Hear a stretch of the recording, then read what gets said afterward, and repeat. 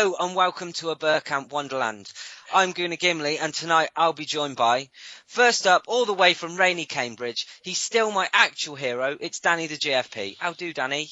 I'll tell you what, the NHS can go fuck themselves. Really? They can't put weight on my elbow for 9 months. The specialist didn't even look at my arm. I went, I think it's best that we leave it. There's not much really we can do. And I spent the next 20 minutes arguing with him, telling him he was wrong. See, this is fast becoming the most favourite part of the show, and with little nuggets like that, I can see why. Well, our physio bloke, Dom, who's joining us full-time as a full member next season, he said, yeah, you're right. The bloke's a fucking idiot. They just don't want to admit they're wrong. And he can diagnose that all the way from Australia, so why can't they do it when they're right in front of you? It begins with C and ends in S, C-U-N-T-S, ends in S. Anyway, this sounds like the Miserable Bastard podcast, and we got plenty of them on tonight. So we'll move on then. Right, next up, he's our happy, sober Venezuelan John. Yeah, Jesus. I'm completely sober tonight. No Jack Daniels. It's not that it's not on the premises. It's just it hasn't been opened yet. So it's a case of restraint. Yes, I thought I'd, give the listeners a view into the maniacal mind of a sober Venezuelan. I bet you €10 that by the end of the podcast you've had at least one glass. I have the ice ready here. See? That isn't even a just in case somebody says the name of our old number 4. Oh, Jesus. We've it's a fucking FK on the pod. You know that's bound to happen. Oh, definitely. Yeah. It's going to be a Fabregas wankfest. Right. Next, he's still the granddaddy of them all. It's Sir Geoff of Arsenalshire. Fuck that one up. Yeah, I'm here, mate. And you know what? I'm looking well tonight because I've got a tuxedo on. I've got a nice bow tie. And I've got a speech, ready just in case I win anything tonight. Because I understand there's a few awards being slung about tonight, isn't there? Did GC write it for you? No, my dog wrote it. And funny enough, he's French, so I can't read the fucker. Oh, jeez. Where are you, French John? We need him now. Right.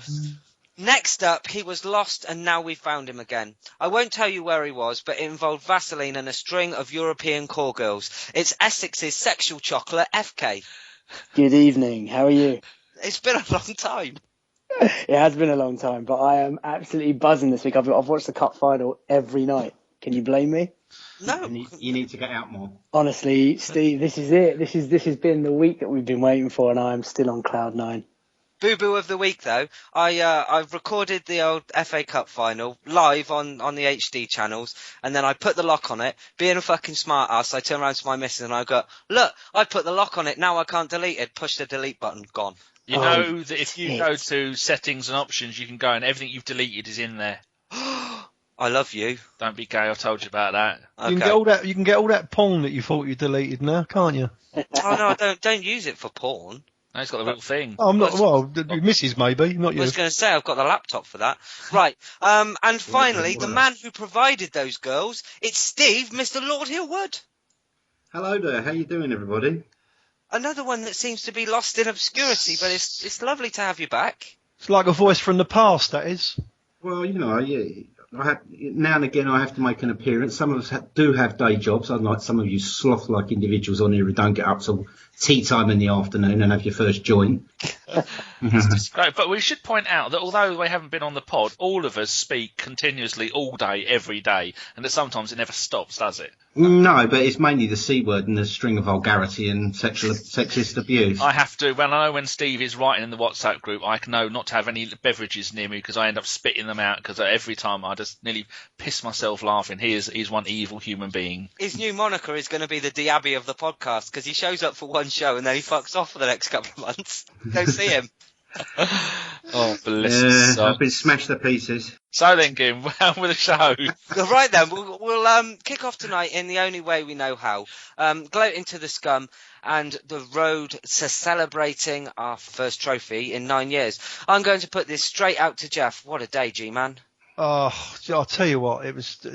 I said it before, didn't he? On last week's podcast, I never enjoy a cup final, and my God, it didn't change all the way through. I mean, when we went 2-0 down, I was just absolutely shattered. I thought that's it. I thought this cannot be happening to us. 1-0 down was bad enough, and then we go 2-0 down against a team like Hull. I'm thinking, this is not real. I had all the thoughts of, fuck it, this is the FA Cup. Shit like this happens. and we're going to get done. And it was only me boy said, and fair play to him, he gave me a little bit of encouragement. He said, no, they've scored too early. And thinking about it, they had scored too early, and they sat back, and thankfully, thank God we overcome. And my God, the euphoria at the end was just unbelievable. And the Arsenal fans was terrific, wasn't they? Fantastic. I mean, I don't know what you boys thought about it. I was elated, mate. Were you there, Geoff? Yes, I was, thankfully. So can we now call you the King of Wembley 2014? You can call me what you like, Jim. I've been called a lot worse, which I don't mind, but you could call me what you like, sir. So where did everybody watch the game then? Was there anybody else there? Yeah, I was there.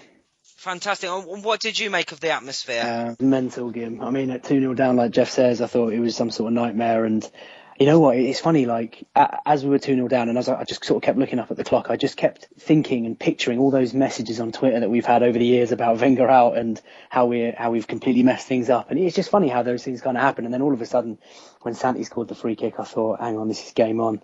And like Geoff says at the end, I mean, the game, it just summarised Arsenal of recent years, really. We just do things the hard way. And I'm so relieved. I'm so happy. I'm so just over the moon. And to see the boys lift the cup at the end and walking it around, and hopefully it's the start of bigger and better things for us. But it was just an amazing day. And do you know what was fantastic? It was amazing, really, because we'd just won.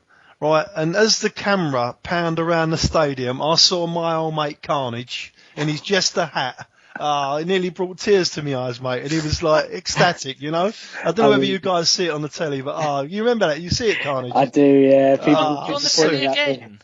Superb, mate. It's absolutely such a publicity-seeking ball. It was really fitting. I thought that was fantastic, mate. Fantastic. He's like that Helen Scout, and he just gets his fizzog everywhere, doesn't he? He's just got one of them boats, mate, that you've got to be attracted to, I think it is, isn't it? That's why all them girls are attracted to him. It was amazing. My face was up on the screen and everyone went mental, and that Jester hat was... I've still got that. I've still got it at home. I actually brought home the seat that I sat in as well. I know. I saw. How did you manage to get that? Yeah, been a bit cheeky. No, we were kind of standing and cheering, and it conveniently came away, and I brought it home with me as a souvenir. You tidied it up because it would be health and safety to leave it there. Yeah, I tidied it up. That's exactly right. I would like to say a big thank you, though, to Mr. Rick Lee, old friend of the show, who reported you to Met Police through a tweet. He did indeed, yeah. Did he really? Yeah, he did. Yeah, he did. Grass. Do you know, it's funny because of over the months of all the criticism and the abuse that we kind of get from him, I've always responded to him with a lot of respect. Yeah, me too. But he really showed his true colours that night. There was no need for it, but he made himself look silly, to be honest. Yes. Northern monkey. Anyway, back to the game in hand. Steve, did you ever stop believing at 2-0 down? When they came out and when the first goal went in, there was a very loud, very long, uninterrupted wail of abuse. And then the second goal went, and I just thought, oh, for fuck's sake. Every single fucking team Wenger's had's been shit at dead balls. No wonder Steve Bowles got no hair. Where is Bold, and you couldn't see him anywhere. All I can say is thank fuck for Kieran Gibbs' forehead, because if that had gone in at 3-0, even if Santi scored, I seriously think we might have had problems. But it was our day, and, we came through it. For me, it was like a reverse of the cup final where we were 2-0 up and United pulled it to 2 back and Sunderland scored in the last minute.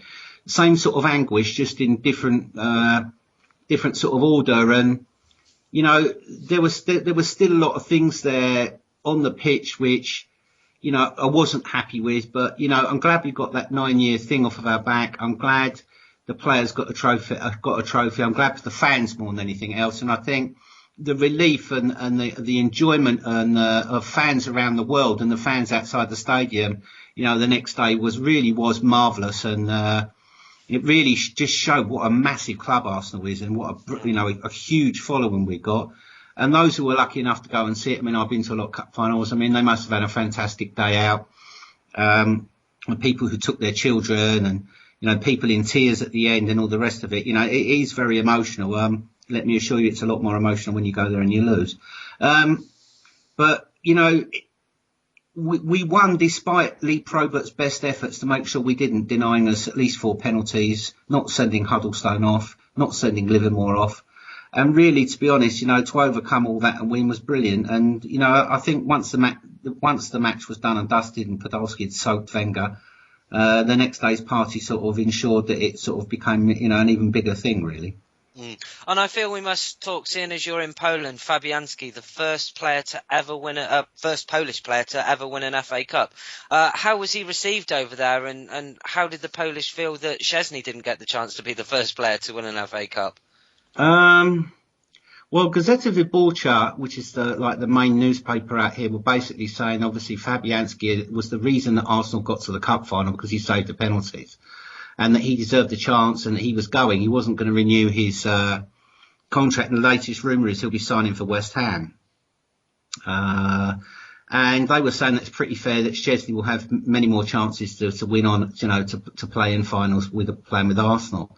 Orange Sport more or less said the same, but they're pretty pro Fabianski. I mean, Martin Grieswach, who's my mate, who's the commentator, he's a good friend of Łukasz Fabianski's, and he was very sort of praiseworthy of him up to the moment he went all Almunia-esque in extra time, and then Martin sort of went completely silent on the commentary, and then sort of recovered himself. But in essence, Fabianski's not a candidate for the number one goalkeeping shirt in Poland. He's Polish. He gets in the news. Yeah, he was on the main news in sports. He was the first story on there. So yeah, he's a hero.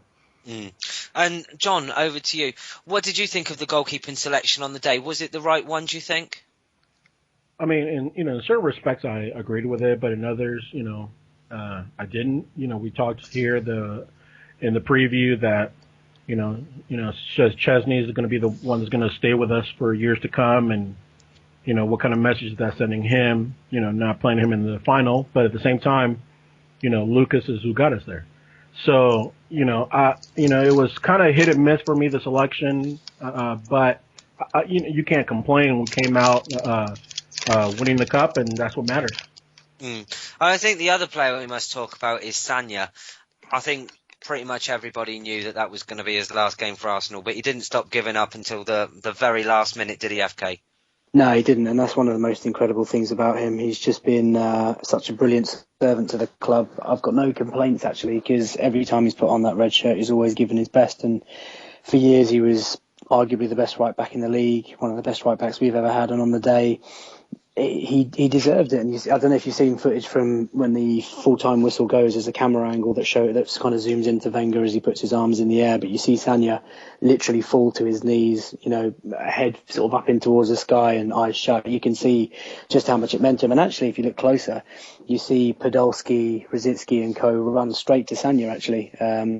So you could see that how much it meant to him. I think he was just craving a trophy in Arsenal colours, and he finally got it. And I'm really happy for him. And obviously the news, like you say, broke today that he might be joining City, and I'll be gutted to see him play for City. But from the time that he's given, the service that he's given us at Arsenal, I've got no complaints whatsoever.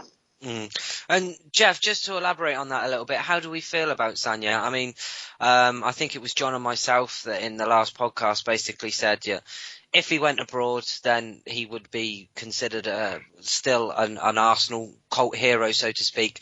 Yet if he went to somewhere like Man City, he wouldn't be looked at as favourably. What do you say to the people that say that he's now in the same bracket as Robin van Persie or Samir Nasri? Well, if he does go to Manchester City, I'm not sure it's been confirmed yet, but if he does go to Manchester City, I will be disappointed, obviously for the same reason. But at the end of the day, he's been a great servant. He has give 100% every time he's played for Arsenal. He's always been out there. He's a very, very good defender. Not so good going forward. I think we can replace him with something better anyway, if I'm being honest with you. But fair play to him. You can't argue. He's getting on a bit now. It's his last contract. If he's going to get 130, 140,000 £140,000 a week, you can't blame him. But I am disappointed if he stays in the Premier League.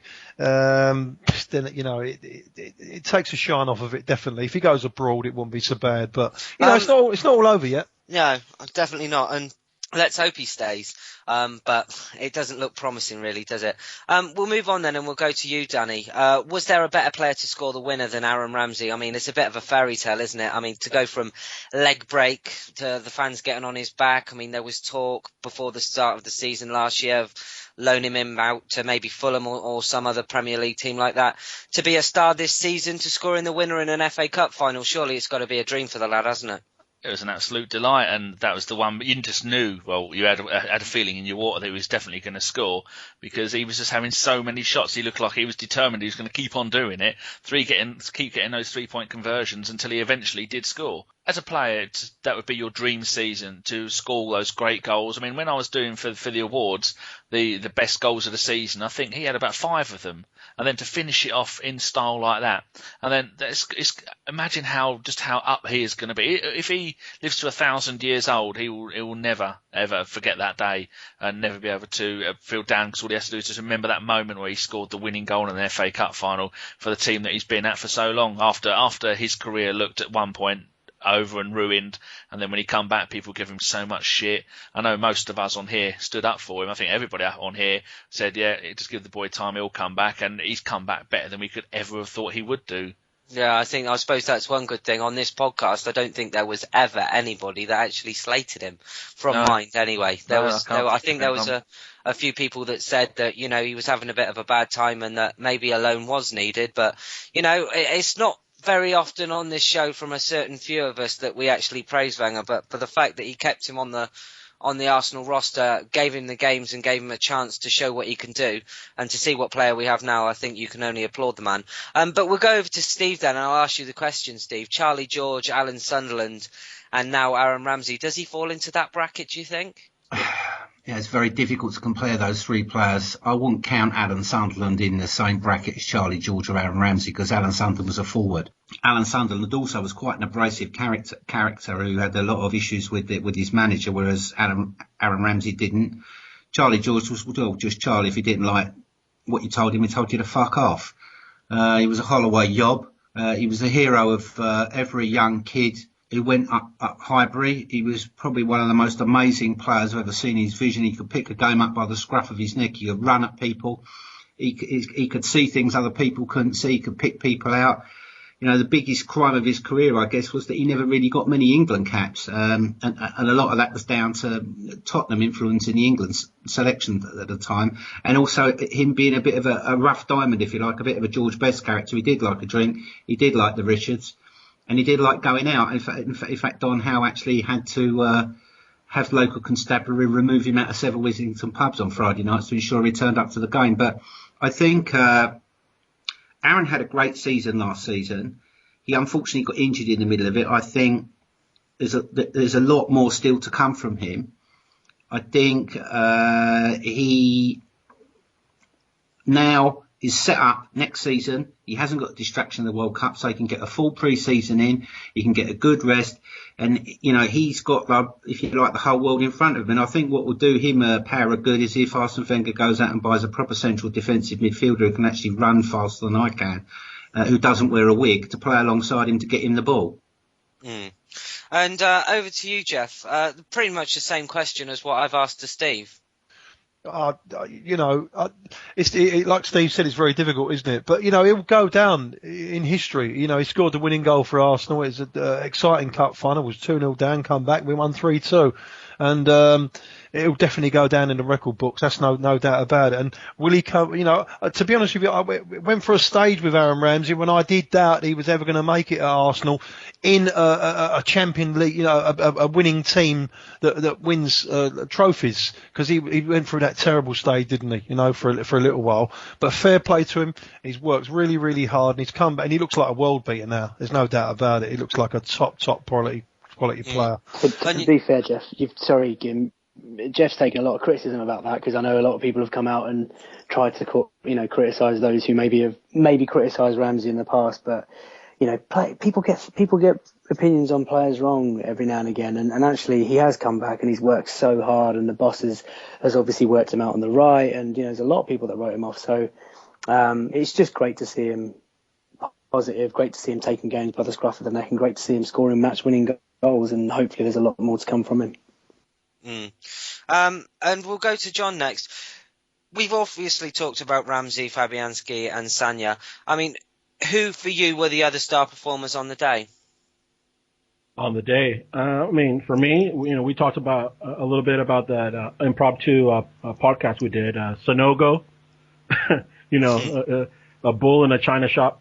When he went out there, kind of like Danny said, you don't know what he's going to do because I don't think he even knows what he's going to do.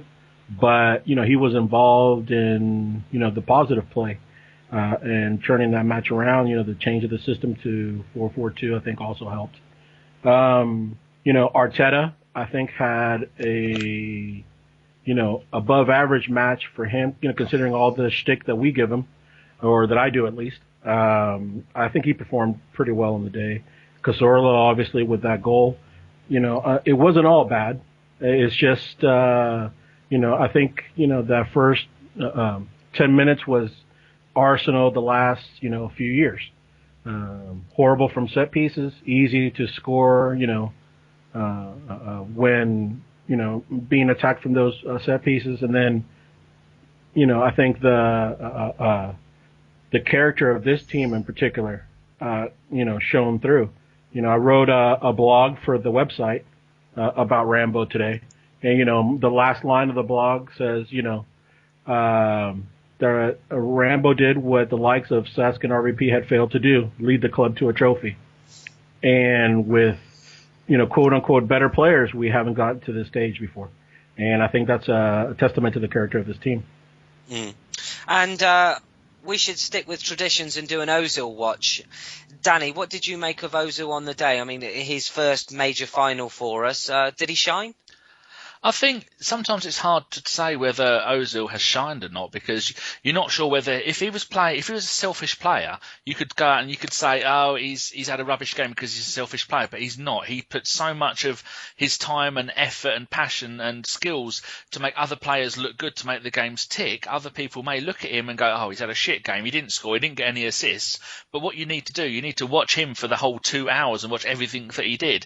And I think if you summarise all that up, I mean, pass accuracy 84%, touches 98, fouls 3, shots 1, dribbles 1, tackles 1, and rating of 7.0. And then looking at the rest of our team, only Mertesacker and Sagna and Fabianski got lower ratings and Podolski. Yeah, all those got lower. But generally the whole team was, I think when you work as a unit, no one is really going to shine, are they? Because he's playing it off. He was covering left, he was covering right. So I'd say he didn't have his greatest game, but as part of a unit, he definitely did his job. And you've got to remember, it's only his 5th or 6th game back. And so, he's plus it may be quite awe-inspiring for all of those players who don't realise what it would be to play at an FA Cup final. Because if you'd have said, looking at that lineup on the day, which of those players are going to shine in that environment, you would never have picked. I wouldn't have picked Giroud in my top 5 or 6 players in that team to really grab it by the scruff of the neck and shine. But he was by far the man of the match for me. He was absolutely brilliant, along with Ramsey. Those two and the rest of the team were quite poor for most of the time, apart from Koscielny. But the rest of the team, I thought, struggled. I mean, Cazorla, he was good with that free kick, was absolutely legendary. But see, everyone's working as a unit, and I think sometimes you want that from a player. I mean, in the Ian Wright days, Ian Wright used to get 10 out of 10 every game, and everyone else would struggle. So that's Ozil watch done then. FK, I'll go to you next. How much of a fantastic feeling is it to finally have the media and scum fans off of our backs? Oh, it's amazing. It's just a massive pressure off us. Every year it creeps up and the pressure just seems to get worse and worse. And not only for the fans, but also for the manager, the players, the reputation of the club to finally go out there, win the trophy. It gets that monkey off our back. It gives the players this newfound confidence. It gives the fans something to be proud of. So much has been made of all these expensive tickets and stuff that we pay for, and we've got some of the best away fans in the world. So they deserve it, and the players have earned the victory. Hopefully, it triggers on now a new era of success, and hopefully, it gives Arsene, the spring back in his step. And I think the summer we go all out. We've got money to spend. We have some wages that we can get off the books. We smash the transfer record again if we can, and we build on it. So it's an amazing feeling, Gim, and it's just what the club needed. And it's been 5 days now since Arsenal won a trophy, so everyone can go fuck themselves. Exactly. Here with that one. And John, you're someone that likes to block a lot of people for their delusional views. Has your block button been working overtime, or has it had a bit of a rest since we won the FA Cup? It's been here and there. It depends. You have your idiots and imbeciles out there, so it's always at work. Geoff can attest to that. But I think more to what FK said. We got that monkey off our back to some extent, but even now they're trying to diminish what the FA Cup is, and then on top of that they're trying to diminish our run. We beat the scum.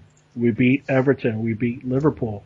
We beat the holders and the team that beat City as well again this year. At the end of the day, 10, 15 years from now, you're not going to remember how you got there. You're going to remember who won, and you're going to remember that strike to win the match. All the rest is, conjecture for the idiots that don't win anything. John, really, sorry, Gim, it really winds me up about people belittling our run to the final. I mean, we done Spurs in the derby, right? That was their cup final. That's their biggest game of the season. We smashed them. Liverpool turned up. They're the team that everyone, the media were flipping, raving on about them as if they were the best team since sliced bread. We turned them over comfortably. Exactly, in Liverpool, exactly a week after smashing us 5-1. Yeah, and then Everton, they turn up. Martinez, the new boy in town, the tactical genius. We smashed them, tore them a new one, and sent them packing up the M1.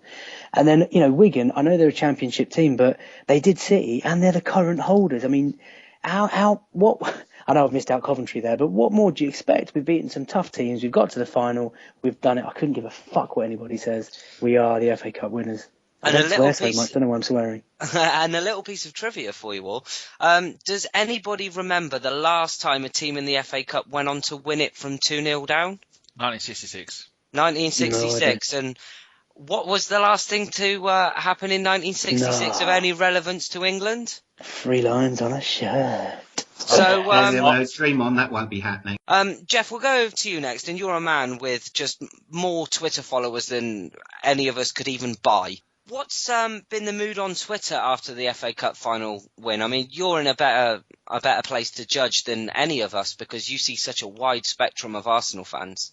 Well, I got as you talk on Twitter as you do, I got a tweet from the supporters club in Jakarta.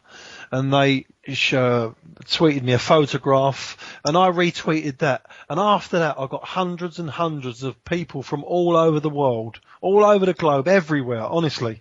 And they was tweeting me the photographs, and I was retweeting them out. And it is incredible the amount of support that we have, and the amount of love that we had for the club at that period. And let's just hope we're all together now. Let's just hope we can all, whoever the manager is, back him, is in charge.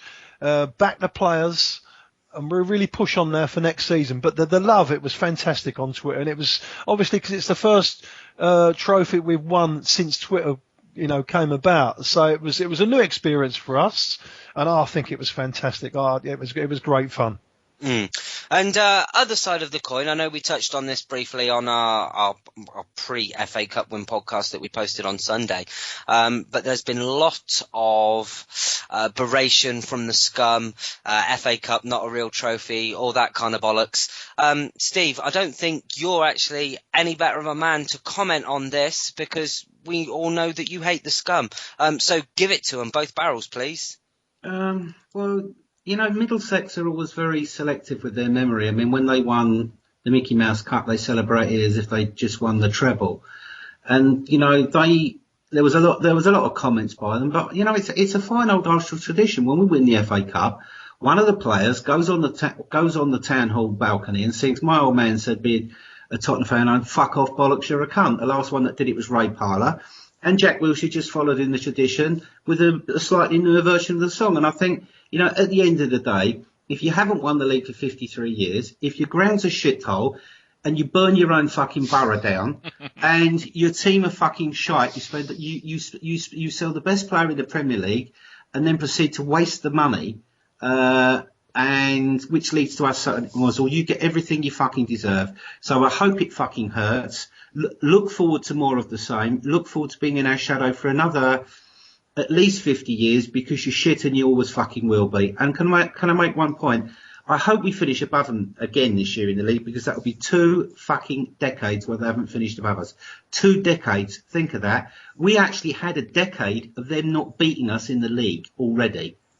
So stop deluding yourselves, crawl back in your fucking wormholes and stop burning your borough down, you dickheads. And you know what? And on top of that, can you remember when they beat us in the semi-final? They in the semi-final of the FA Cup. They brought a video out of it, mate. Well, that's what Frank Lampard said, didn't he? He said, I hate losing to Spurs because they bring DVDs out of it for years afterwards. That's all they can do, rip their fans off. I love the way they give a go at Ozil and their 2 record signings put together. Soldado and Lamela had 6 goals from open play all year. Where is Lamela? Has he been kidnapped off of the Earls Court Road whilst out cruising or what? Looting, I think he's looting down the high road. He's crying. He's crying watching Gervinho highlight videos of Roma. But in all seriousness, you said about Jack's little sing-song. I heard that he could be in a little bit of trouble from the FA for that. I mean, is there any truth in that? What for? I mean, I think at the end of the day, the FA have got to realise, as much as they might like to sanitise football out to be family entertainment, it isn't. It's about rivalry between rival sets of fans and clubs. And you don't get 2 clubs with a bigger rivalry than Arsenal and Spurs when the Spurs board spend most of their time trying to work out devious plans to mess up what Arsenal are doing and get so involved in that they actually fuck up the running of their own club, which they've done recently. Perhaps if Levy had spent a bit more time looking at what Baldini was buying rather than trying to stop us buying Ozil, they may not have been so shit this season. Do you think it was choreographed at the end? Because at the end, Jack went, "Thank you very much," and they all shout about, "You're welcome."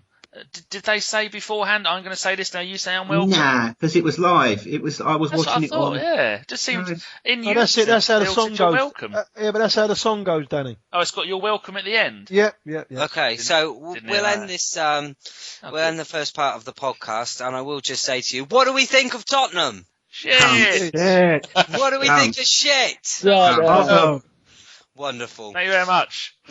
welcome. Right, as many of you know, we've had an awards page on our website for the past week asking you to vote on your favourite in a wide range of categories.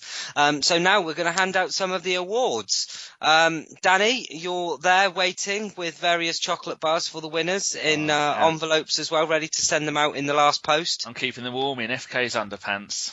Oh, wonderful. So That's you're a nice going to get an STD. I'm glad I'm not winning one then. He don't wear underpants, FK, mate. Yeah. He can't spare the time it takes to take them off. We'll start off then with the player of the season. Danny? There has been 2,284 individual votes for that. In third place, the BFG. That's it. Nice. We're going to pick up with GFB. He got 14% of the votes. I'm reading this live. So if people go and vote while I'm reading this, I've just tweeted that. You can still get it. In second place, the French centre-back, Laurent Koscielny, with 16%. And Wow. the outright winner with 65% and 1,485 votes, Mr. Aaron Ramsey of Wales. Oh, Well done, Aaron. fantastic. Well done, Aaron. Walkie. Top player. And considering he missed most of the flipping season, that's quite a statement. And surprisingly, Wilshere only got 1 vote, and Podolski only got 2. Where did Giroud come? Giroud, he come 4th with only 1%. He had 4th? 24 votes. That's quite interesting. Yeah, That's Chesney amazing. 5th, Mesut Ozil 6th, Sagna 6th, Rashiki 7th. No, Sagna 7th. Ozil? Rashiki. Ozil come 6th. Oh, well done, Ramsey. That I'm was sorry Danny to- doing his best Steve McLaren impression there. Schicker. Well, Ramsey deserves it, hands Get down, on so with fair it. play. Yes, definitely. Right, we're going to move on to the next one, which is goal of the season. Danny? In third place, Thomas Rosicki. It was the 1-0 away at the N17 Scumbags. That was mine.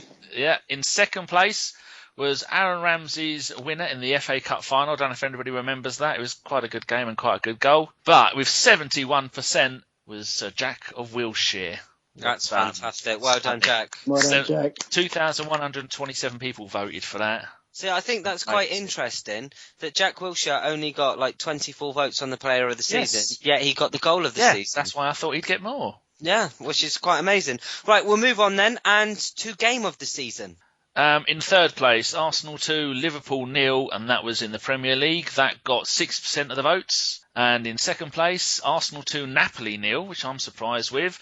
It's got 13% of the votes. But can anybody guess what come first with 69% of the votes? Cup final. Hey, with a massive 69% and 1,425 votes is Arsenal 3, Hull City Tigers 2. Brilliant. Fantastic.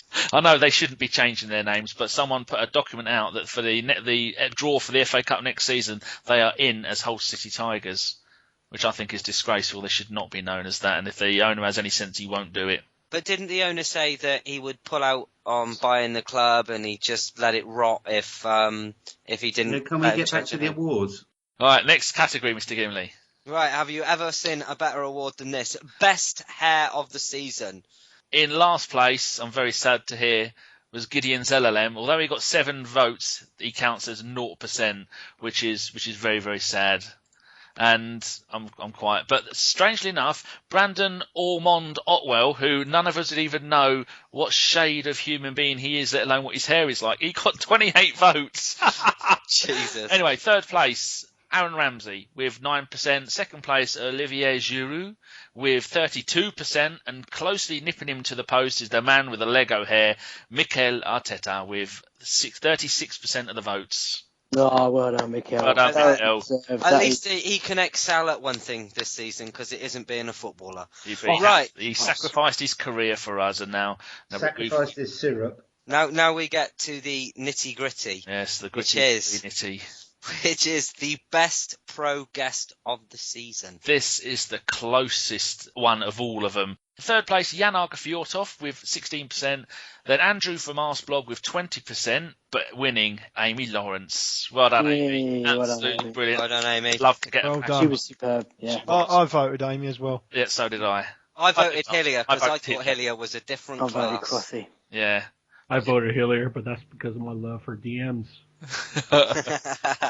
Right then, we've done best pro podcast, so we'll do amateur podcast of the season.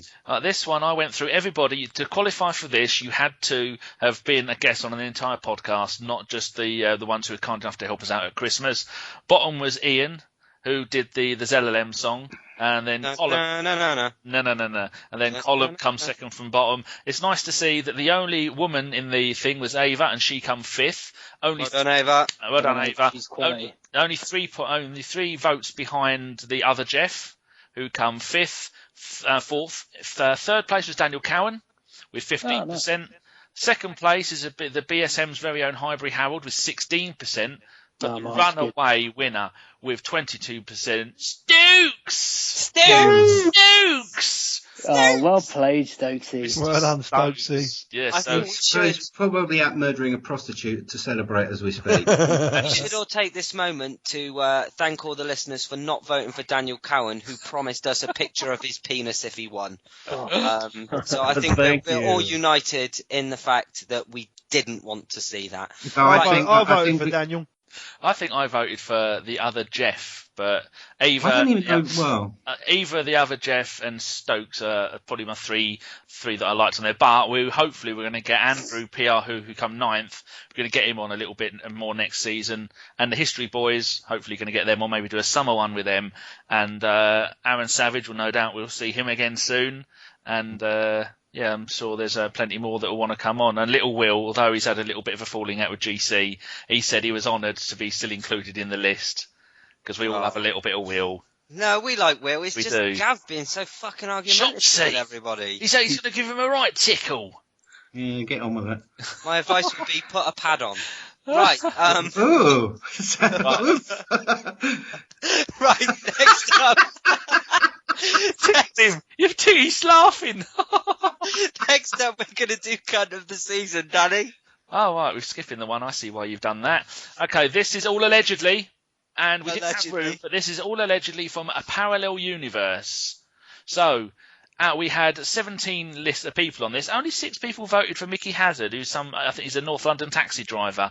And we had Luis Suarez, Vincent Tan, Andy Townsend, and Adrian Childs. But in 5th place, Neil Ashton, the attention-seeking journalist. In 4th place, Michael Owen, clueless, BT Sport presenter. Who I voted for.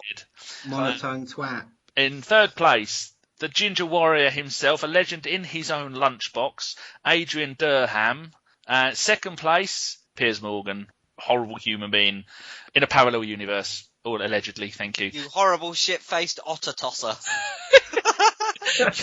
You fucking gimlet fiddler. But the winner is the Queen of Stamford Bridge himself, Jose Maureen Mourinho, with 51%, the most outstanding vote difference of the entire awards. So a round of boos for him, please. The winner of that award doesn't get a chocolate bar, he gets strut around his house for a weekend. He's gonna fuck the place up. And then whatever's left, he's gonna beat you to death with it. I should just say, though, Adrian Durham should have been higher with his horrible toss-dross fucking horrible radio show that he does. What an absolute cunt of a man. And we were I voted Durham. And so did I. Me and Gimli were thinking of doing our very own weekly Durham. If we are going to do in the new season, we're going to do a weekly Durham. The weekly Durham. That's it. That's what we're working on. In fact, fuck it. That's the soundbite for it right there. It's already been recorded. We should do it. Get on with it.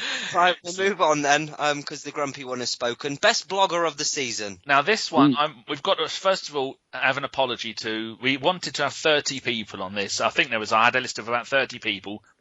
But what happened is I had this open in Firefox, I had our Twitter open in Google Chrome, and as I was going backwards and forwards through it, it didn't give me an option after 19. And then I later realised after 19, you press return, 20 comes up, press return, 21 comes up. That's why we're only stuck at 19, because we had loads of people from Gunnerstown, individual people from Gunnerstown. We wanted other individual people to be on there. I can't remember some of the other ones. And we didn't. Dave Seeger, we wanted to be on as an individual. We couldn't have any of our own people on any of these awards apart from one, which will come at the end. So sorry to the people we missed out on, and it was too late to do anything about it because it was a bit rushed. But as we know, there's loads of really good Arsenal blogs out there, even like the Ball Boy one, and that was another one to put on. Yeah. Very good. Right, so in third place, actually I'm going to start off with fifth place, Swiss Ramble, 3%. He's actually a gooner if people didn't know, and he's one of the most insightful financial graphs and everything. He's absolutely brilliant. In fourth place, it's nice to see in fourth place Paul Poznan in my pants, who says he's retiring, and he's got 5% of the votes, and he should have got a lot more than that. In third place, Tim Stillman with 5% of the votes. And in second place, Mr. LeGrove with 8% of the votes. But in first place, Andrew and all his lot at Arseblog have rigged it with 56% of the votes. Well done. How they managed Sensational. Well done, Arseblog. Ladies. Well done, Arseblog. I personally voted for Phil Wall because he's grumpy and brilliant. Tim Stillman, me. Different class. I voted Tim Stillman as well. I think I went for I voted for Paul. Yeah, I voted for Stillman. Right then, on to the next one, which is most promising youngster of the season. Right, this one, some of them didn't there's quite a few that only got 0 or got 1 vote. So we start with this one off in third place, Daniel Crowley, who I thought would actually win it, but he got 12% of the votes. In second place, Zelalem. No. He got 20% of the votes, and the winner, which was Serge Gnabry with 51% of the votes. But the categorising for this is they had to be under 21, but I didn't include Oxlade-Chamberlain because he'd have run away with it. And it is even touch and go whether I should have included Gnabry. I don't think you should have. No, I'm thinking about it. I don't think I should have included him. But this whole thing was a little bit rushed. But next time, second time round, we'll put much more thought into it. So well done, Mr. Gnabry, you German legend. Well played, Serge. Clap. Well done, Serge. And most underrated player of the season. Now, people were saying that we should have had people like Koscielny in here, but what Arsenal fan does not think Koscielny is already not fantastic? That's why he wasn't in there. There's quite a few of the ones that was never Ramsey. It's like putting Ramsey in there. It's never going to happen, is it? Because we know that they're one of the best players that we've got. Oh, here we go. Okay. Right. Third place, second place, Gerrard. First place, Kieran gives a 15%. Hey, well done, fantastic. Well done, Kieran, for being the most underrated player. Very great. Yeah, well done, Kieran. We'll move on to the business end of the awards. Geoff, have you got the old tuxedo and speech ready? I'm ready to go, man. Okay, fantastic. Podcaster of the season. Thank Rigged. you, lads. It was Thank rigged. you, lads. Thank you. Can we have all of them, please? We In certainly reverse order. can.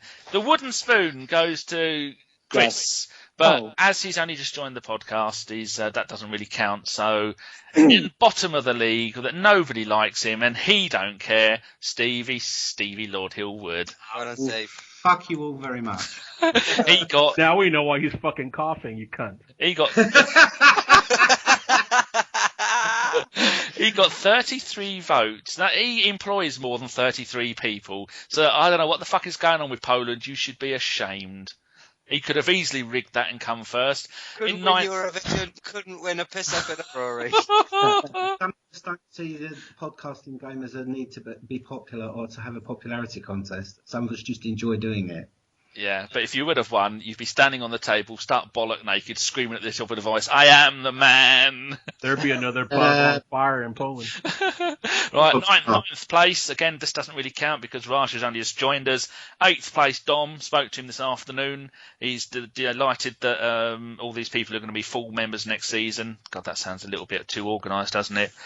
Jason, who was actually in second place for quite a lot of it, but I think a lot of the meters in Wales got cut off, and so they none of them vote anymore. 6th place is our very own grumpy Venezuelan. John, how do you feel about that, John? This was rigged. Yeah, fair enough. Rigged. And then this is the most competitive bit has been 3rd, 4th and 5th. That has been me, Gimli and GC, up and down. And I played my trump card today and I tweeted from the podcast account, vote for me so I don't come 5th. You cheeky prick. So Yeah, there's way too much campaigning. I asked for votes today, this afternoon. I didn't ask for any. we can Neither see did that. I. So Well done. in 5th place is Gav with 135 votes. In 4th place, Gimli. Whoa. Gav finished Hold outside on the a top minute. 4. Hold on a minute. What's that? I'm sure Gav Gav deserves a finished 4th place trophy. Yeah, the irony of that is just better than any kind of words. Oh, you've got to switch that now. Who did I vote for? I I- voted for Gav, so you switch my vote Okay. for whoever I Oh voted no, for I'll to Gav. happily give up 4th place to Gav. Well, did anybody Well done, here Gav. vote for Gimli? Because if 3 people here give up their vote for Gimli and say GC, then GC gets 4th. I So, did. I voted for Gim. And Yeah, I vote for Gav now. Gimli, who did you vote for? Myself. Okay, so that's all. Actually, to recap, GC gains 4 votes, he's on 139, and Gimli loses a vote, he's on 137. So Gav gets 4th place, everybody. Yeah. He's gonna get a trophy. Pass the cream some Ivan from him. I sneaked it by an extra 2 votes, so I'm 143 on Cheat. 3rd. Cheat. In 2nd place, our own Japanese import, Mr. Fakahanaj, Oh, 250 votes. Can't beat Geoff at anything. But Oh, the winner of the is it? inaugural Geoff Arsenal ABW Podcaster of the Season is, anybody take a guess? Jeff, Order of the Brown Nose, I love Arsene Wenger. Nigerian Geoff. Nigerian Geoff is a wish. One Arsene Wenger. That's all we got to say about that. And I'm currently, because old Gav, bless him, he sent me a couple of cufflinks today. So I'm currently kissing the cufflinks like the Santi Cazorla does, you know? When he does that thing. Oh, yeah. God bless him. Gav's well going to done. love that. Well done, Geoff. Thoroughly deserved, Geoff. mate. Thank you very much, gentlemen. Thank Speech! Always Double, kept double, double. Fix. Oh, Jeff has done the double. Oh, yeah. Yeah. Well, hey, just shows you, And eh? then- Arsene Wenger. You got to stick by it, mate. You then- get the votes. And then finally, we have, as I'm speaking, I'm trying to make my words sound a little bit longer so I can go to the Predictions League. Don't worry, it's going to happen any second now. Here you go, it's almost loaded. And here we go, the Predictions League. I'll start from the bottom. This has been a con. Who's been doing this? Because I'm bottom with 45 points. Who's fucking organising this shit? You. Oh, okay, sorry. Bottom with 45 points. With 49 points, the guests. Take a round of applause and a bound Well done, guests. guests. 1 point above is Steve with 50. Well done, Steve. You didn't come bottom or something. With 52 points in 5th place is Lord Gimli of Wales. Yeah! Hey, Fifth well done, place Kim. both times, go me. Fucking yeah. After a steward's inquiry, GC actually got an extra point because he did predict the draw with Bayern Munich, and I put him down with 0 points. So in the bronze medal position is GC and our very own John. Well Well done. done. It's Well bronze done. medals, you have to Well share done, it. boys. Though. Who's going to get cut? That's joint 4th, isn't it? Yeah. It's joint I fourth, yeah. predicted Joint fourth. Kos would score a set piece goal in the FA Cup final. He did. It's true. I remember it. It's true. It's recorded. It's on the pod. So Gav did get 4th place, which again is 4th place. ironic. Well done, Gav. That's it. Well done, Gav. 4th place. place.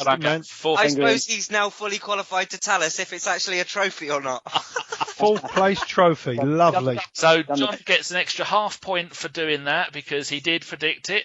And so in 4th place is GC with 53 points. Well done, Gav. And GC, 4th place again. Two awards in a row. I think someone needs a sack. In 3rd place with 53.5 points is John. Perfect. Well done, John. No qualifiers. John gets a bronze medal and Udinese in the next round. And the silver medal, runner-up to Geoff again, is Mr. Fakahanaj with 57 points. That is well done, FK. Well done. Well done, FK. Thank yourself. I think we've reached our time limit, haven't we, Gim? Is it all over? I think we should all go over now. Okay, with the gold medal, with some 64 points, which is 7 more than 2nd place, is someone called Geoff, Nigeria. I don't know who the hell that is. Go on, I think he should be disallowed because he DMs his predictions in, so no one actually knows what they are. So he probably just sends them in after full time anyway. I've gone from the nice, polite Santi Cazorla to the Ray Parlour version now, mate. I'm telling you, at the cup final. So we're going to get the trophy made up. It's going to cost about 13 quid. And then Geoff is going to put some kind of mask on so you can't see his boat. Yep. Then he's going to take a photo holding the trophy, and he is going to hold that trophy. Well, actually, we might get one every year. So that's his to keep forever, and he'll be getting that sometime in the next week. What have you got to say, Geoff? I'm so delighted, mate. That's great. Because we had that all season. We had plenty of banter with the lads. I think it was great, and we should carry it on next year, mate, because it would be good. I'll win it again next year. And poor old FK, I'm sorry about that, mate. Listen, I would have came for you if it wasn't for me and Jack Daniels changing fucking predictions. John, 2 minutes after fucking kickoff. John, with all due respect, mate, I don't want you coming for me, mate. It's all right. Wouldn't it have been ironic if the only person to win a trophy this season would have been Geoff? A little bit of news on the Prediction League next season. As we've said, we've got Raj and Jason and Chris and Dom are now going to be full members because they only helped us out for subs this season. I'm worried about Raj. Oh, he's dodgy. He's got his hand in some pies. So next season there'll be 11 of us doing it.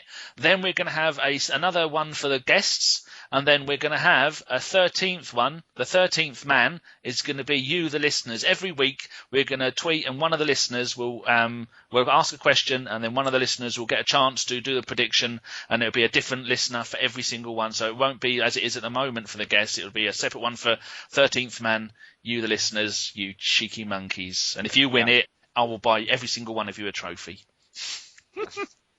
I've got Gimli's credit card details, so don't worry. Good luck.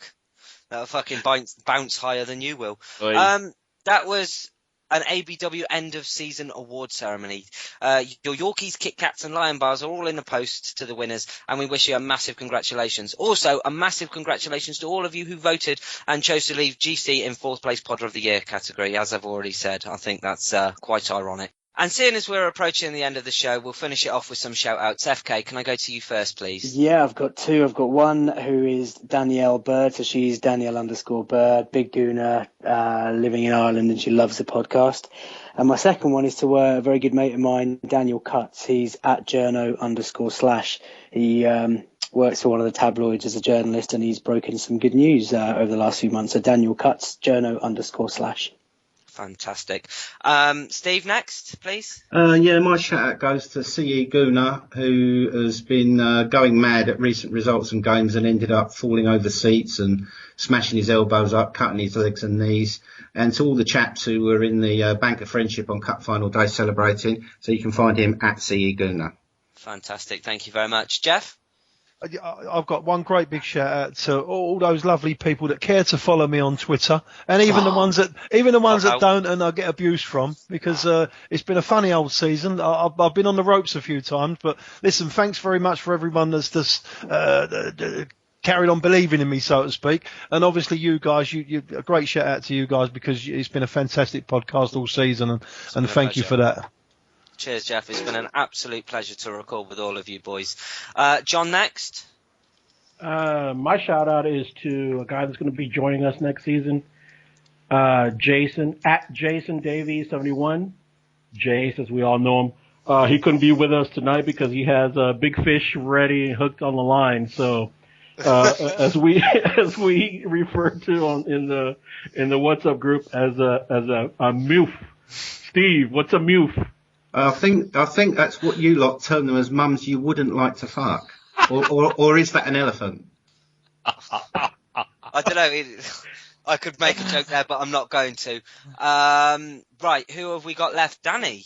Right, I've been and checked these because I nearly messed these up. I nearly called Darren Steve. So first of all, to Darren Berry, who is at dberry1974. Without him, there would be no podcast and there would be no website. And if you ever need anybody to help you with your website, he does very reasonable rates. And so there you go. Go speak to Darren. Also Rufus, who helped us, who's with all the graphic stuff. He's currently studying for his GCSE finals. So good luck to Rufus. Hope you do well. And he said if we need any more stuff doing, then let him know after the exams are done. And another good friend of mine who doesn't really tweet much is a bloke in America called Charles, who is CEGUICE. When we did an update on the site about 6 months ago, the site went completely and utterly mental. All the colours went wrong, the spacing went wrong, the banner disappeared. Charles said he knew what he was doing, and he spent about an hour of his own time, logged in, did it all, and then didn't want anything for doing it. So Charles is a lovely, lovely, really interesting voice. Interesting bloke with a hell of a good voice. I think if he come on, he'd give FK a run for his money. So thank you very much for you three. Without you three, I doubt there'd be such a good website on there. And I'm sure there's others I forgot as well. Thank you very much. My shout-outs this week go to two lovely gooners. First one being at Linwood125, that's LINWOOD125, and at Alex Arsenal 11. Both absolutely lovely fellas. You got my end of season shout-outs. Thank you very much. Should we inform the listeners, Danny, of what we plan over the summer, or should we just let it go? We're doing a final one next week, which is going to be not next Thursday because it's my child's 16th birthday, so I'm busy next Thursday. So we're either going to do it next Wednesday or next Friday, or sometime there'll be one more from all 7 of us at the same time, which will just be an hour and a half of us being arseholes to, he said Geoff then, not bloody Geoff, is it? GC, begin with the same letter. Being shitbags to GC for coming fourth twice in the only 2 trophies that he's entered this season. And then, so that'll be the last one from all of us. And then I shall be doing 5 World Cup ones, all on Sundays, sometime during the afternoon. I'm not sure what time we'll be doing it or when. And then we'll be having a break of about 4 or 5 weeks. And then I think the season starts on Saturday, the 17th of August. I think we're going to maybe do one the weekend before that, or maybe 2 weekends before that, for a couple of build-up ones, and just get everybody introduced, get us all back in the running of it. And we might start doing them on a Sunday. We're not too sure about that yet, are we? Because no. It might make it easier, because some people on here have very, very busy work lives and struggle to get back. We're thinking about doing a transfer bit as far as a blog, daily transfer stories as well. Yeah, that's something else, because John is now taken to doing quite a bit on the website, and he's now also running the Twitter account with us, as well as GC is. So if you see any stuff you don't like, I don't always get the blame now, which is good. So then we're going to do all of that lot. And then hopefully there's going to be some more interesting things that we're still discussing. Like we're still going to do the bumper stickers thing, just trying to get someone who listens to the podcast, who said he's going to get back to me with a price for a couple of 100 of those. So is there anything else I've forgotten? No, I think that's mostly it. I know that over the summer we're going to try and get all of us actually on the Twitter account and responding to people and putting things out there. So, there's lots to look out for over the summer. I won't tell you what guests we've got booked for next year, but there are some really, really big names in there. So that's definitely something to look out for as well. I'll end the podcast by saying a massive thank you to all of my guests tonight. Oh, it's been a pleasure. Oh, yeah, great. Wicked. Before we go, do we not talk about my new contract for the new season or what? Because double winner, isn't it? You want a cake, do you? Oh, I want a few more biscuits than I got this year, that's for sure. You just sound like a typical greedy City player. We'll have I'll buy you a pie of mash we'll next have Tuesday, Geoff. Danny send you some mini cheddars. I want If to you don't die. if you don't sign your contract, John will be at the front door to sort you out. Fucking how about that? What about no, this, Geoff? I've yeah. got some Fox's Party Ring biscuits. I could send them to you before FK fucks them. I'll have some of that, mate. I definitely don't want them after he's been through there. Yeah? Yeah, that's all right, mate. Fantastic. They're in the post. As a little sweetener, Geoff, if you want, with your trophy that I'm going to get sent to your house, do you want me to send you a Koscielny sticker, as a compliment of goodwill? Oh, fantastic. Yeah? Yeah, that'd be superb. I'll wear that with pride. Will that keep you sweet for the next season? Yeah, I might put it on the back of my shirt. Oh, tell you what, you're a man with class. Right, go on, Gim. For the second part of the show, we're going to go straight over to FK, who's got an interview for you all. FK. Thank you, Gim. Well, I'm delighted to introduce this special part of this week's podcast. Delighted to introduce Jeremy Wilson, a special guest onto our podcast panel tonight. Jeremy is a distinguished journalist at the Daily Telegraph. Jeremy, thanks for joining us. It's a pleasure. Thanks for having me on. No, it's an absolute pleasure for us. For those of you who are not yet engaging with Jeremy, you can get him on Twitter at JW Telegraph. And Jeremy, you've often written about Arsenal stories, breaking stories about Arsenal's contract and transfer funds, and even Cesk's release clause in the past. So we've got a few questions that we'd like to ask you. If we could just start, Arsenal in 2013-14. So last season we finished fourth, we won the FA Cup. Is that success, or would you consider that failure? I think it's qualified success. Sorry to slightly sit on the fence, but I think there's definite progression from 2012-13. I think the fact that you were top of the league for so long, obviously winning a trophy, and I think you could just see in the team that certain players have come on quite a lot. The obvious one is Aaron Ramsey. I thought at times Gibbs did. Before he got injured, there were periods when Theo Walcott looked like he's sort of ready to make a big impacts as well. So I thought overall it was, as I say, a qualified success. Just that frustration really that the Premier League this year was quite open and might not be as easy might not be as good a chance in terms of the opposition next season, although I expect Arsenal to be stronger as well. No, it's very valid. I mean, obviously you mentioned the injuries. At the start of the season, do you think Arsenal genuinely expected to be in the title race? Or do you think that being top of the league for 128 days or whatever it was just a bit of an unexpected bonus? I think they always hoped to be and always sort of planned to be, probably in their heart of hearts. I suppose maybe they didn't think they'd end up winning the league, but I don't think they sort of went into it thinking they had no chance. And I think they showed. I think what was really encouraging as well, apart from starting the season obviously very well and still being top as late into the season, I think as the beginning of February, when there was that big dip, which was obviously explained by injuries, but also a lack of depth in certain positions. When the players came back, when Ramsey and Ozil came back, then I think you finished the season with 5 or 6 wins in a row. So it sort of did show, it sort of proved that point that it was down to the absence of players, which to me was quite encouraging. It didn't just sort of tail off completely. You could see the explanation was pretty clear. So yeah, I think that, to be honest, they probably slightly exceeded what they thought they would do at the start of the season. And now I think just going into next year, it's to me the team's only sort of two to three players away from being able to sustain a challenge and maybe win the league. I think every club obviously has their ifs and buts, but I think if the players had stayed fit, I mean, the gap to Manchester City was 7 points, I think. So it's hard to come up with any other conclusion really than you would have either won the league or come very close if Ozil or Ramsey had stayed fit, and obviously Theo would have been a massive bonus as well. So I think it was close, and there was a definite progression from the previous year. The key now is to make another progression, because obviously Manchester City aren't going to get any worse. They might, with the spending restrictions, they might not get significantly better, but their squad is still of an age that it's got a few more years basically at the same level it's at the moment. And Chelsea clearly are going to be a little bit stronger next year. They're likely to get Diego Costa, so just that one signing would make a big difference to them. I'm not sure Liverpool will be quite as good again. I think a lot of things made them have a pretty exceptional season. So if I was an Arsenal fan, I'd be slightly less worried about them. Obviously, brave words, Jeremy. Brave words. Obviously, Suarez has been the best player in the league, but I just, I think they had a player in an absolute purple patch. They had no, obviously, European football.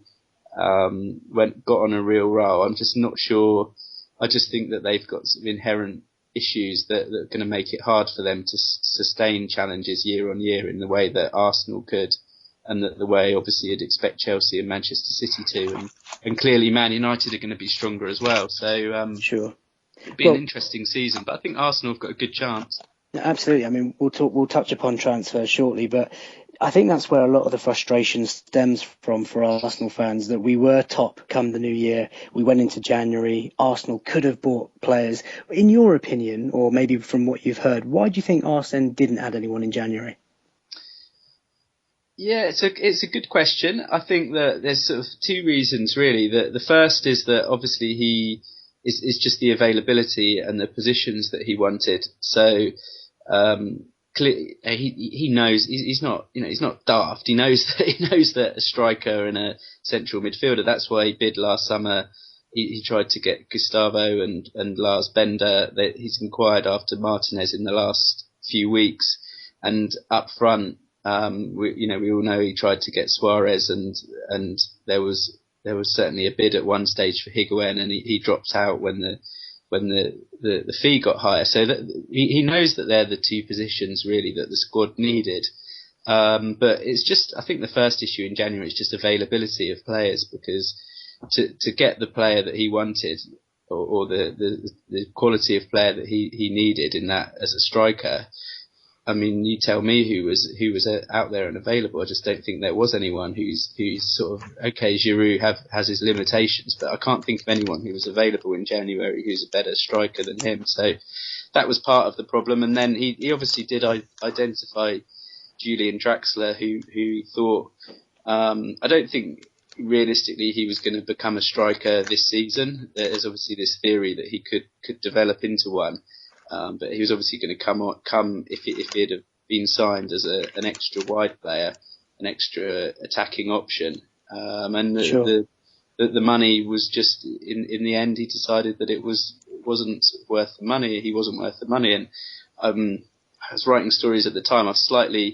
My mind has slightly slipped what the exact fees were at that period. But I remember thinking when it got up to a certain level, I think it was sort of beyond 24-5 million, you could for a player, I think he ended up scoring 1 or 2 goals last season in the Bundesliga, and that's right, although there's always this clamour to bring players in, which you can understand, and it would have obviously been a massive boost, you can understand why he probably thought, well, beyond that, it's not a sensible use of money. I suppose the issue you could have is then you could look at Chelsea and they bought Matic in January, and a player like that clearly would massively have helped Arsenal. So there are players around, but I think it's as ever with Arsenal. Really, it's a combination of availability and whether Arsene Wenger thinks that they're value for money. But I sort of have some sympathy in January, because I think there's not a lot of choices. But I suppose longer term, you can say over one window,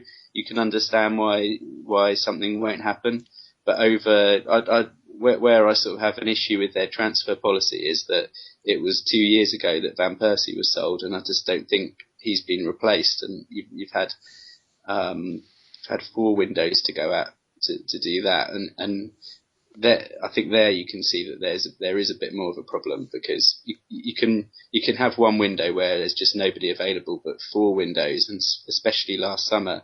I just feel a striker really should have been bought. I guess speaking about opportunities lost, I think Danny's got a question. Yeah, hello, Jeremy. Hi. We were all saying in January, I know we're not going to talk about the transfers too much just now, but I said this is the best chance that I can remember in such a long time that we had. If we'd have had 2 key signings in January, we would have easily won this league. I think we could have won this league by 5 or 6 points. Do you think, looking back in hindsight, this season was an opportunity lost to have won the league so easily with everybody rebuilding next season? I think it was a little bit, but I sort of come back to the previous thing. I suppose you can throw back to me that Chelsea managed to get Matic in January, which I could take that point.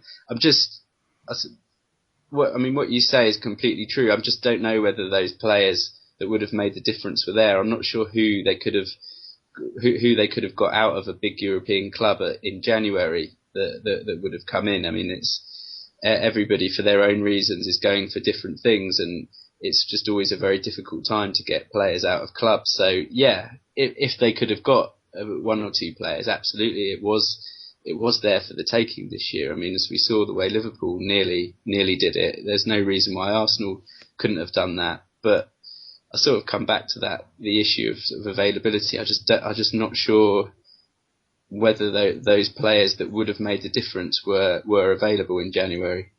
Well, that's really insightful, Jeremy. I mean, obviously, that I think a lot of fans were always questioned why we didn't add, but I think you've answered that. Let's move on to Le Boss, Arsene Wenger, who's been in charge for so many years now, and he's finally managed to win the trophy after these 9 years that we've had. You were one of the first journalists to break the news of Arsene's new deal. It hasn't actually been announced yet, but was this always the plan? Was he always going to sign, or just how close was he to leaving the club? And that's from Tubbsy14. Yeah, well, great question. I wish I could give you a definitive answer. I mean, I can tell you what I think, but the honest answer is I can tell you from the club's perspective, yes, he was always going to be offered a contract, and it seems as well that it was always going to be a 3-year contract.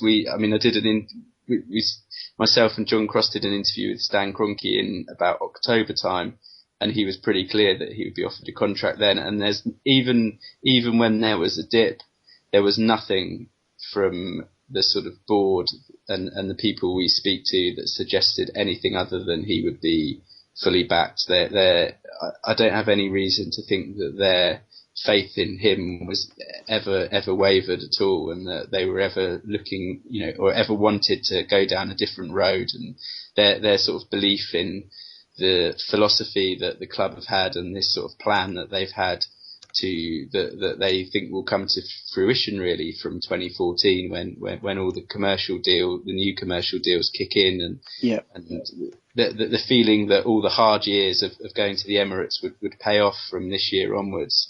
They always wanted Arsene Wenger to be there, but obviously it's not just up to the club, and sort of where it's really interesting is what did Arsene Wenger really think. And I don't honestly think that anybody except Arsene Wenger and maybe a few of his closest friends knows the answer to that. I genuinely don't even think the board knew for sure which way he was going to go if the worst had happened at the end of the season. And you obviously think back to that Wigan game, which was sort of 8 minutes away from losing, and around that time as well, obviously Everton had gone ahead in fourth place. My own hunch, and it's, as I say, it's just a hunch. I'm not going to pretend that I'm sort of privy to what Arsene Wenger was thinking, because as I say, I don't think anyone is, and I'm not even, as I said, not even sure the board were. But my hunch is that he would have stood down if it had have ended badly this season, and if there'd have been a sort of really. I think he was quite sensitive to the what happened with the Villa game, and at different times of the season he was quite upset by all that. And I just think that he didn't want to stay in a situation where the atmosphere was wrong, basically. That's just my hunch. Maybe he would have just been very stubborn and just said, no, I'm here to keep going, and I'm not going to back away from the challenge and all of that. But I sense that he was quite close to going if you'd have lost, say, to a championship team in the semi-final of the FA Cup, or finished outside the top four. I'm not sure, having got the top four, if you'd have lost in the FA Cup final, I'm not. Maybe he might have thought, well, top four, one game against Hull, you can't really end the career on that. But I certainly felt that if you'd have lost to Wigan or finished outside the top four, my hunch is that he may have walked away. But and to be completely honest, I don't think he had completely decided himself. That's the sort of final truth of it. Because whenever we asked, obviously this came up at just about every week at the press conferences, and whenever he answered the question, he always just said that I'm going to stay normally, as you probably saw the quotes. And I think he hadn't made a final decision himself, to be honest. Yeah, I mean, that's quite interesting. And the last time that we met at the AST meeting, you actually mentioned that the split amongst the fan base is something that has been noticed by Arsene. And obviously, like you say there, he's not happy with people kind of losing faith, and that's obviously been quite upsetting for him. Moving on to his reputation, David Dean recently described him as, incredibly determined to win trophies and almost, quote, impossible to replace, unquote. How is Arsene viewed amongst the media, and what's your personal relationship, if any, like? Yeah, he's. I imagine that a lot of your listeners and probably yourselves think that he gets a hard time some of the time. I don't know, or maybe some of you think we're soft on him. I'm not quite sure what. But usually, like, fans of each club always think that their club gets sort of a rougher treatment than most. Honestly, I think that he's very well liked amongst the media. You obviously see all the interviews with him on the TV and read them. He's obviously a very interesting person to speak to. He's always very honest, always has a view on everything, never ducks any questions, never really misses any press conferences, is always interesting and honest with his thoughts. So honestly, I would say he's very popular amongst the media. There's no agenda against Arsene Wenger amongst the media at all, and I think I don't. Obviously, there's been this trophy, it's sort of clocked up over the years. 6 years without a trophy, 7, 8, 9, which is he sort of has been a stick to beat him with a little bit. But I don't think I've ever read a sort of columnist say it's time for him to go. Obviously not read the Daily Mail enough then. Tell me in the Daily Mail that I can't think of a Daily Mail person who said he should go. There might be a lot of criticism, but I might have missed it. But I've never. Sorry, Jeremy. It's Steve Lord Hillwood from Warsaw in Poland here. I mean, I think it depends on the papers. I mean, the Independent, the Telegraph, the Guardian, and the Mirror to some extent. We know that it's very unlikely that you're going to, slate a manager just for the sake of it in there. The tabloids do it to sell copies and to get clicks. And the Mail have even, they've had people like Stuart Robson writing in there and various other people. I think Arsenal get it, if you like, a bit more high profile because they're a high profile club. They're the biggest club in London, despite what the others may think. But what I wanted to ask you is actually about Steve Bold, because one of the things that struck me when we won the cup final was that Steve Bold wasn't very visible, that he didn't seem to join in the celebrations. Do you think that's because he's a bit like George Graham and he doesn't really know how to celebrate with the players, or he didn't feel part of it, or what was it? Because it was very, very noticeable that he was absent from it all. Yeah, it's interesting. To be honest, I saw after the final whistle, I saw Arsene sort of hug a few people, and he certainly hugged Steve Bold. I remember noticing that. But you're right. After that he wasn't a great presence on the field. I'm not going to pretend I've got some special insight into something when I haven't. I honestly, whether it is him not liking the limelight or whether there is, to be completely honest, I have sensed a certain tension there, and I'm not sort of, you might think that there was some stories written, it was probably more about 18 months ago, about Arsene Wenger and Steve Bold, that the club were very sort of twitchy about and very sensitive about. And I think the reason they was because there was a tension there, certainly early on, and that was certainly what I detected. And any time anyone asked Arsene Wenger a question about the sort of defensive input of Steve Bold, he was very sort of basically quite dismissive and said, I do all the coaching. And you could tell it would have been quite easy for him to just say, Steve's done a great job, he's done this, he's done that, and sort of patted him on the back verbally, and he really made a point of not doing it, which I thought was, at the time, I remember thinking, why not, sort of thing. But I think over time I sense there's more of an understanding now, and there's a stronger relationship. And I suppose to some extent it's inevitable that there would be a sort of getting to know you process, because you do have to be pretty close to your number two. So it's been 2 seasons now. It's not, in fairness, it's not really come up in press conferences in the way that it did last season. Strikes me. It's very interesting what you say, because I have sensed that there might be a tension there, but I can't sort of definitively tell you that there is an issue. So it's just interesting what you say, really. It strikes me that, there's a great deal of difference between, if you look at the emotional responses between Pat Rice in the past and Arsene Wenger when they've succeeded in getting fourth or getting through difficult games. And Steve Bowles very businesslike and, puts his hand out, shakes his hand and sticks his iPad under his arm and sort of like marches off.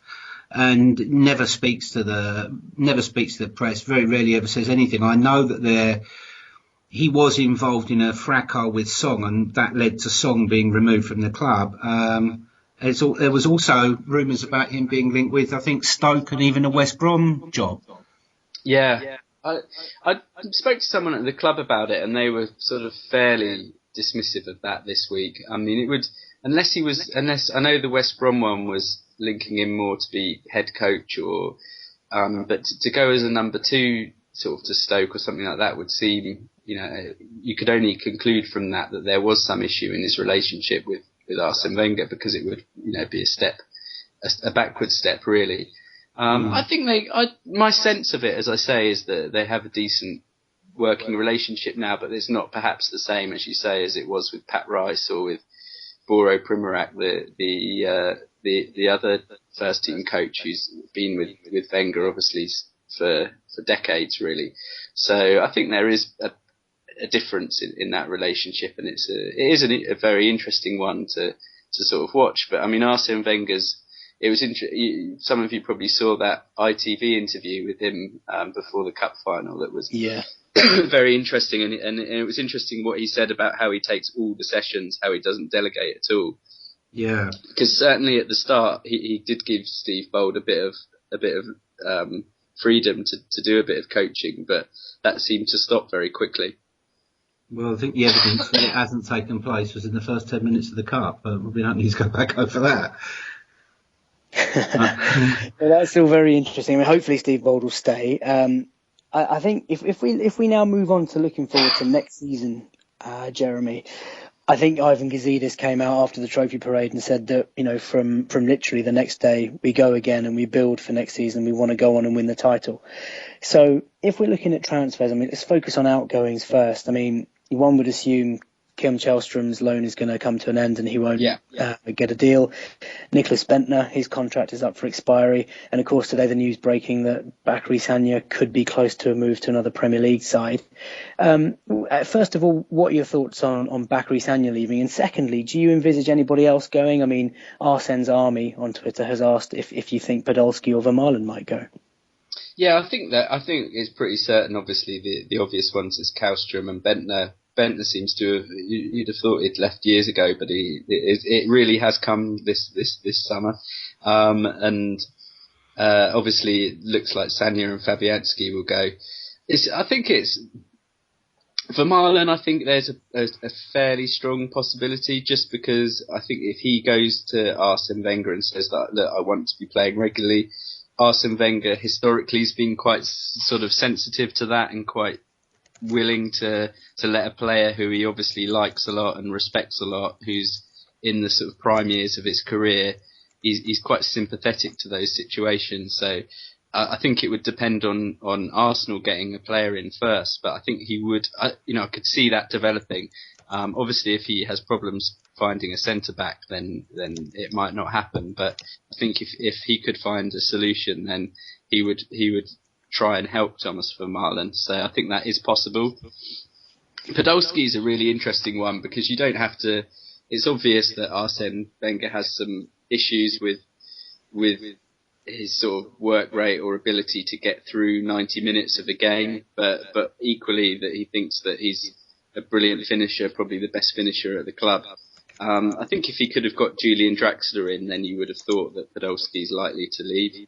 I think it's sort of Vermaelen's 50-50 and Podolski's probably about 60-40, 70-30 in favour of him staying, basically. But they are the two next most possible sort of high-profile players that could leave. And finally, I mean, Abu Diaby obviously returning from injury. Do you think the club will make a decision on him, or do they just keep the faith and see what happens next year?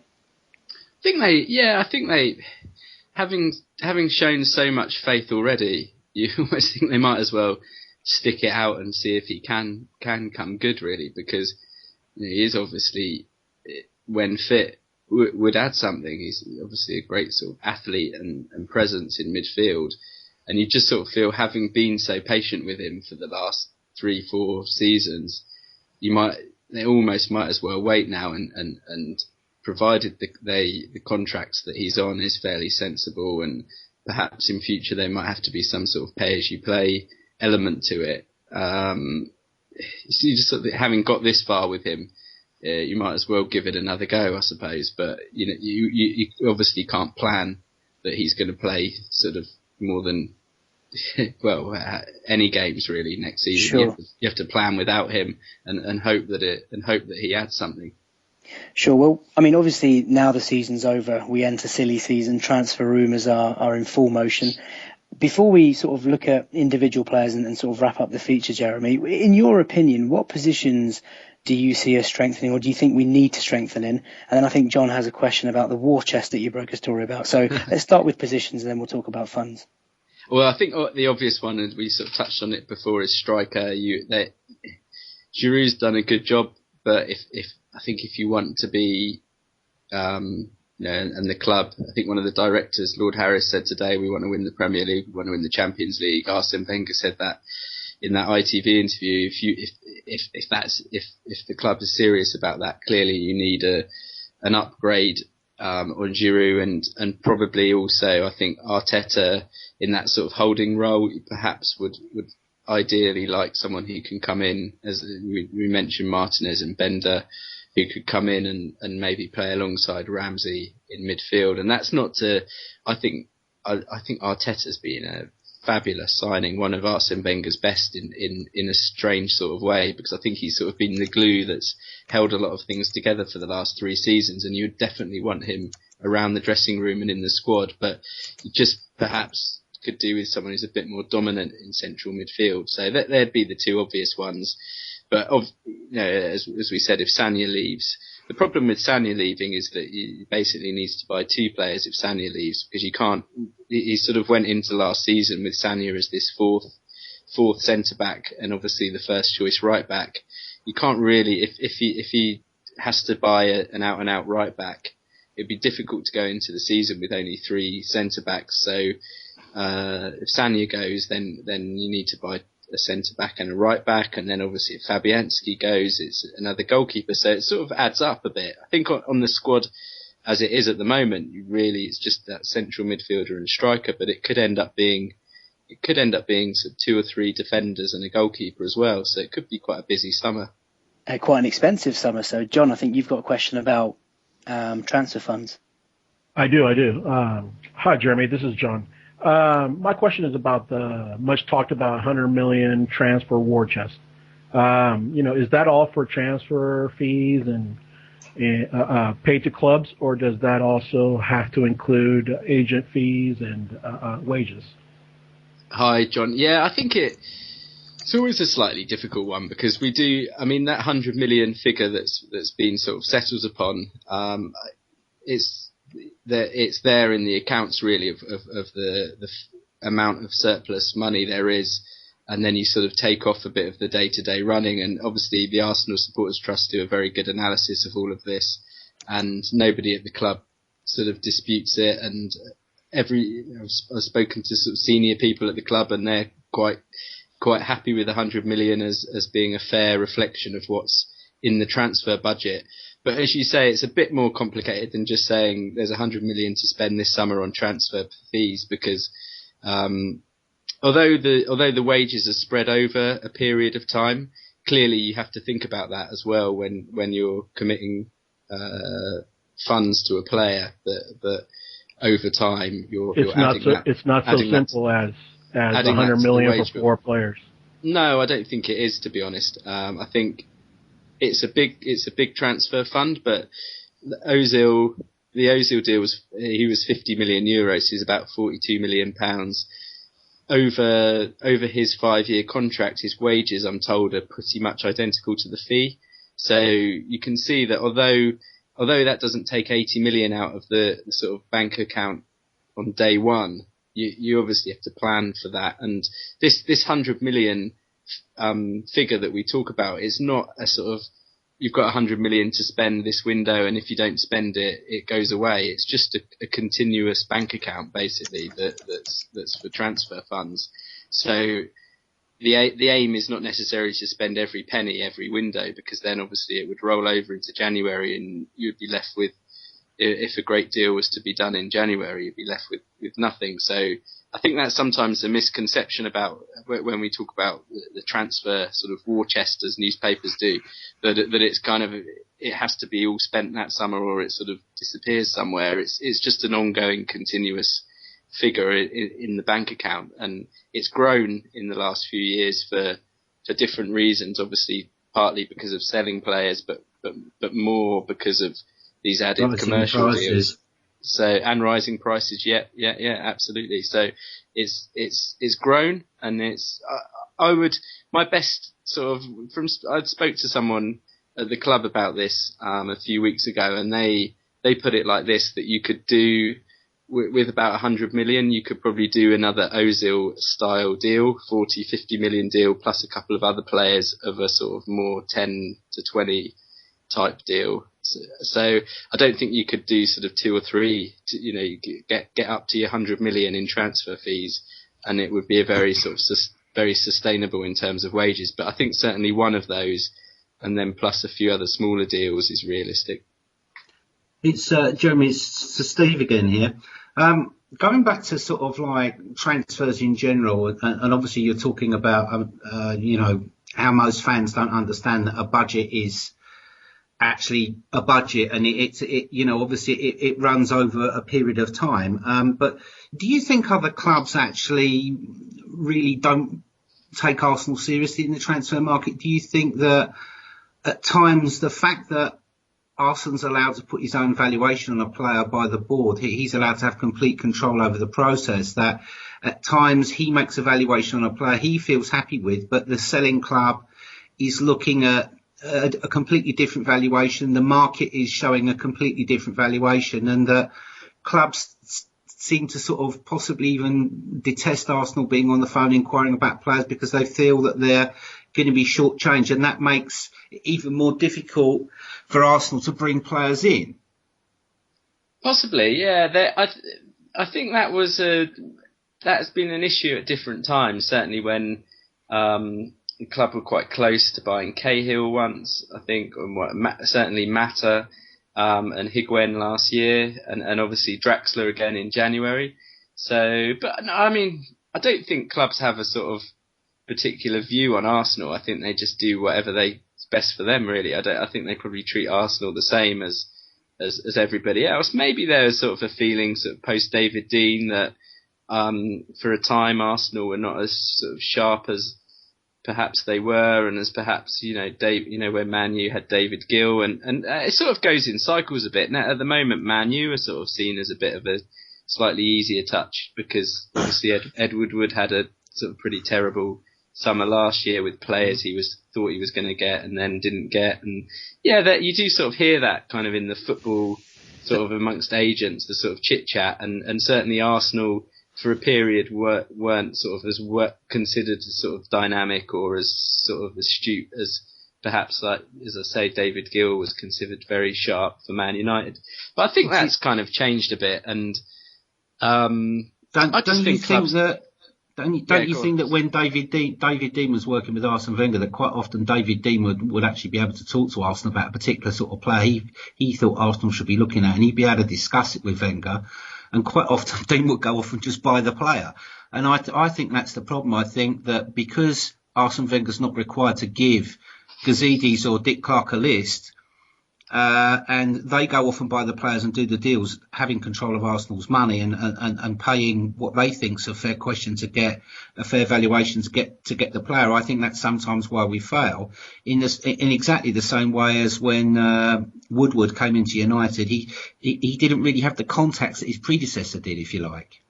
Yeah, I think that in my sort of sympathy, I think there's a more sort of deferential relationship between Arsene Wenger and perhaps I think there would be a bit more chance of David Dein just overriding him, and just because they had such a close relationship, almost sort of saying, don't be stupid, I'll do this. You could almost imagine that, whereas they're very, the impression I get is that the board are very sort of respectful of Arsene Wenger, and if he says no, that's kind of the end of it. Mm-hmm. But I don't know, I think at the end of the day, you have to, the buck really stops with Arsene Wenger on it. I don't think you can really blame Dick Law or Ivan Gazidis too much, because the way it works at Arsenal and the way Arsene Wenger wants it to work is that he decides the valuations of players, he decides the targets, and he's a very powerful sort of manager. That is the system, and they can't really, to some degree, they have to sort of respect what he wants, and also it's interesting, this sort of debate, because when we had it with Ivan Gazidis a few times, and I'm sure you've heard him at sort of supporters things and that. And he does make quite a strong argument. He says that if we're so useless in the sort of, because he obviously knows that people sort of say that they're not very good in the market or not very good on contracts. He sort of says that Arsenal Football Club have never finished below their yearly spend in the Premier League. I think there was some research done that Arsenal spent a number 5 in the spending since 2000. Behind Liverpool, City, United and Chelsea. And every year we finish sort of 4th or 3rd, or, obviously there were some years before that when you were 1st or 2nd. So sort of, if we're so bad at this, why do we always outperform our spend, is sort of his argument. And it's to me, that's quite a strong argument, really. But, obviously now with the extra resources, you hope that you can kick forward and actually challenge Chelsea and Man City. But it obviously is not going to be, it's not going to be easy. Could you see him doing any business before the World Cup? I don't get the sense that he will do, to be honest, because that was put on him, and basically the way usually, as you know with these things, usually either a deal has been sort of done sometime between February and May, as was obviously the case with Podolski a few years ago, and it just gets done very quickly, or it is a question of waiting to see how various things fall. And the sense I get with Arsenal this year is that it's that, basically. So I think because as I said, we asked Arsene Wenger about this a few weeks ago, and he basically said nothing in the transfer world will happen until after the World Cup, basically. So he obviously doesn't expect anything to happen major. I mean, I guess there could be some sort of smaller deals might happen, but basically all the main ones, it sounds like, are going to be after the World Cup. And I suppose the level of players he's going for now, if he's sort of if he's waiting on Mandzukic, or if he's waiting on Benzema, or waiting on Bender or Martinez, he's on those real top sort of players. There's so many sort of variables, because if Benzema was going to go, it would probably depend on whether they can get in another striker themselves, maybe Suarez. And it probably, the reality of going for those type of players is that it will depend on other factors as well. So do you sort of spend your money early on, and when you could have spent it better later on? It's obviously a difficult one, and be interesting to see how it falls this summer, because I think Arsenal probably got a little bit lucky last summer that Ozil suddenly became available late on, and it kind of rescued the window a bit, because I think they obviously made a mistake when they suddenly switched sort of priorities from Higuain to Suarez, and it very nearly went very wrong for them. So. Geoff, have you got a question for Jeremy? Yeah, Jeremy, it's Geoff here, mate. I've been sitting in the background as a silent listener. Fantastic interview, mate. Thanks very much for coming on. I've got a question for you. I mean, there's still many fans out there that think that Arsene is very, very prudent. He's still scared to really go that final step and spend big money. If Luis Suarez become available at 65 or 70 million pound in the summer, do you think Arsene Wenger would buy him? Ooh, that's a good question. Probably, maybe not for sort of 65, 70. I don't know. It's quite a big jump from 40 plus a pound last summer. So Maybe not. Maybe that kind of price, in fairness, could just be beyond Arsenal, because with the wages that would come with it, that might just be beyond Arsenal. But I don't think he's sort of scared to spend money now. I think that if the right player comes along, he will do it. I mean, Ozil is the second most expensive player that any British club's ever bought, as we know. So I suppose that was a big shift that he spent that money on him. So I just wonder whether 60, 70 might be too much for Arsenal anyway. I mean, only Real Madrid have ever paid more than that for a player. So that would be a massive step. Really, he wouldn't sleep at night, would he? That's for sure. Well, speaking of potential transfer targets, Jeremy, we'll now wrap up this part of the feature by a quick fire round. Some of our listeners have basically tweeted in the names of possible potential transfer targets. So just a quick yes, no, or maybe even a maybe, whether it's in the know stuff, whether it's stuff you've heard, or whether it's just your opinion. It's at your discretion. So if I reel out some names for you, first of all, the question is, do you see us breaking our transfer record this summer? That's from B. Larson, AFC 1886. Yes, no, or maybe? Probably not, no. I mean, there could be a lot of maybes here, but I'll go no on that one. Fine. Loic Remy. Yes. Yes, as a second. I think he might buy two strikers, so I think yes as the second of two, maybe. Interesting. Julian Draxler, that's asked by Ozil Wizardry. Do you think we'll go in for him again? Can I go maybe on that one? I think it might have run its course in January, but it's obviously a player he likes, and if they can't find another club for him, maybe that could resurrect itself. So I'll go maybe. Sure. Carlos Vella's been linked with a move back to Arsenal. That's from M. Winkle 10. Yeah, I'll put that in the same sort of answer as the Remy one. I think he'll buy two strikers, and I could see him buying a Remy or a Vella as a second one. So I think that's a sort of a strong maybe. So sort of between yes and maybe. Any chance of Edinson Cavani? That's asked by AFC Always with a Z. I would think no. Too expensive? I think probably too expensive. I suppose if it's difficult because you can never rule out things completely. If PSG had to sell for FFP purposes and everything like that, but I would think no. Okay, and Serge Aurier, if Sagna were to leave? Yeah, I think that's a reasonable possibility. So I think they're interested in Callum Chambers as well, but he would be a bit more established to come straight in. So we'll say a yes. So. There's one that's coming for Morgan Schneiderlin, and actually that's from Tim Payton, and he asked Schneiderlin or any other Southampton players. Because he knows that I'm a Southampton fan. So, do you think Schneiderlin's on his way? Do you think he could come to Arsenal?